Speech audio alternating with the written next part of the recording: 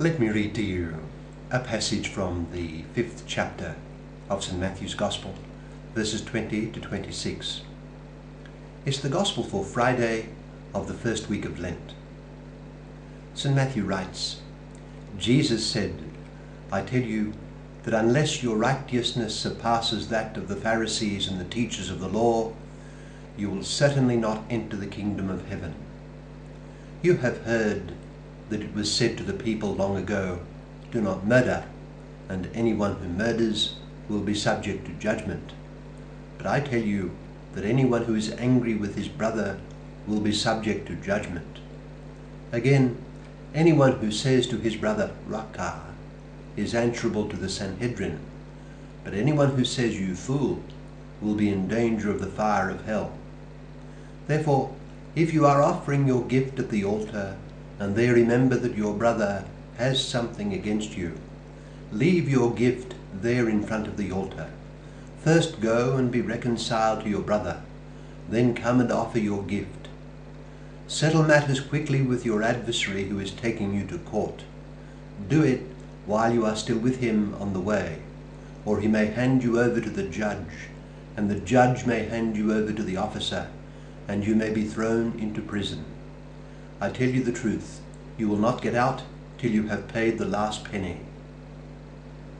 That's from Matthew chapter 5, verses 20 to 26, in which our Lord speaks of reconciliation. You know, the history of English Catholicism is a fascinating field of study, especially perhaps the 4 centuries following the break by Henry VIII from the Holy See.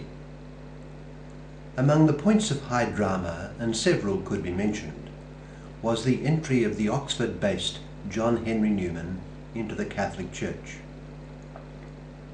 It began a course of difficult but fruitful years for him, till his elevation as a cardinal. The difficulty was especially the opposition to him mounted by certain Catholics, some of whom were fellow converts from Anglicanism, some from the old Catholic body. They, his opponents, thought that he, one of the greatest religious minds of the century, was a bad influence. It involved a deep cleavage of minds, but the point here is that for a time Newman's reputation was seriously affected within the Catholic Church by those who opposed him, and this reached the highest levels. Monsignor George Talbot, the English secretary to Pope Pius IX, gave to Pope Pius IX, who was later beatified, a quite unfavourable impression of Newman. When Pope Leo XIII, who had long admired Newman privately, began his pontificate and was contemplating raising Newman to the cardinalate for his services to the Church, he was warned against Newman's liberalism. All of this caused Newman immense and protracted frustration and pain, especially during the period from 1850 to 1875, when he published his letter to the Duke of Norfolk. He had to struggle greatly with what he perceived as tremendous injustice. It required of him Christian forgiveness. I believe it was the making of him as a saint, and in 2010 he was beatified by Pope Benedict XVI. The thing to remember, though, is that he was strongly opposed by very good men, who perceived it as a matter of duty to oppose him. Those who are friends of Newman should understand this. In a letter of February the 4th, 1884, to a close acquaintance, Cardinal Newman wrote this: the chief thwarters I had in Rome were Ward and Vaughan, and Manning did his part. I tell you this in confidence. I never intended it to be known, and least of all now, when my cardinalate, so wonderfully conferred on me, washes me quite clean. I have carefully kept all the documents, meaning never to use them or letting them be used except in case of necessity. Let us pause at Newman's mention of Ward, Vaughan and Manning, those who did him harm, as he perceived it.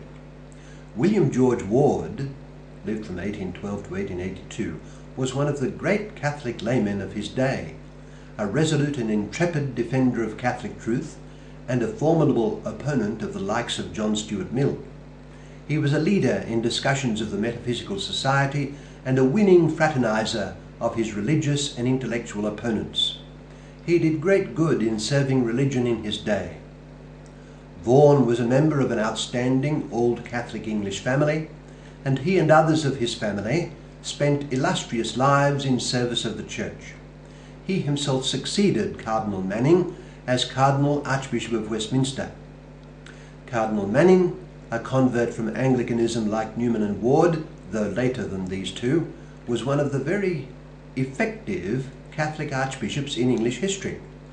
These were very good men, and they opposed Newman and caused him pain because they believed it their duty. There was a gulf in mind and understanding. Towards the end of his life, Ward told his son, Wilfrid, the historian, that he had come to see that he should, and I quote, make more allowance than ever I did for the inevitable differences between one mind and another.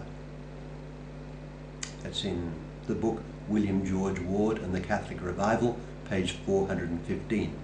All of this brings us to our gospel passage today that I read earlier from Matthew chapter 5, verse 20 to 26, in which our Lord speaks of the duty to be kind to our brother, and above all, to forgive and to be reconciled to him.